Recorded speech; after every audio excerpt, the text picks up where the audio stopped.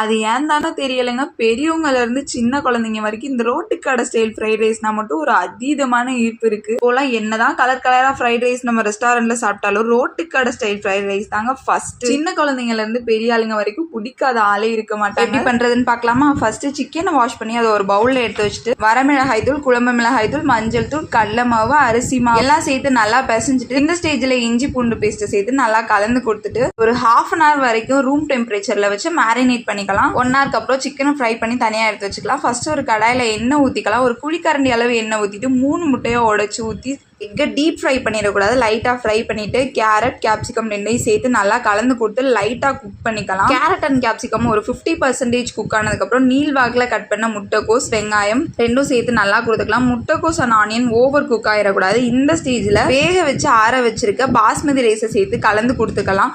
Basmati rice உடையாத அளவு இந்த மாதிரி கலந்து கொடுத்துட்டு சோயா சாஸ், டொமேட்டோ சாஸ் சேர்த்துக்கலாம். நெக்ஸ்ட் உங்களுக்கு தேவையான அளவு உப்பு சேர்த்து நல்லா கலந்து கொடுத்துக்கோங்க. இந்த ஸ்டேஜையும் பாஸ்மதி ரைஸ் உடையாத மாதிரி மெதுவா பார்த்து கிளறணும். இந்த ஸ்டேஜில் அடுப்பை மீடியம் ஃப்ளேமில் போட்டு நல்லா கலந்துக்கங்க. அரிசி உடையாத அளவு ஒரு 2 மினிட்ஸ் குக் பண்ணால் போதும். நெக்ஸ்ட் ஃப்ரை பண்ணி வச்சிருக்க சிக்கன் 65 பீசஸ் இது கூட கொஞ்சம் கொஞ்சமாக சேர்த்துட்டு 2 ஸ்பூன் பெப்பர் பவுடர் சேர்த்து கலந்து கொடுத்துக்கலாம். இந்த ஸ்டேஜில் அரிசி உடையாத அளவு கலந்து கொடுத்துட்டு சுட சுட ஒரு பிளேட்டில் மாற்றி சர்வ் பண்ணுங்க. உங்கள் வீட்டில் இருக்கவங்கலாம் ரோட்டு கடையில் வாங்கின ஃப்ரைட் ரைஸான்னு கேட்பாங்க.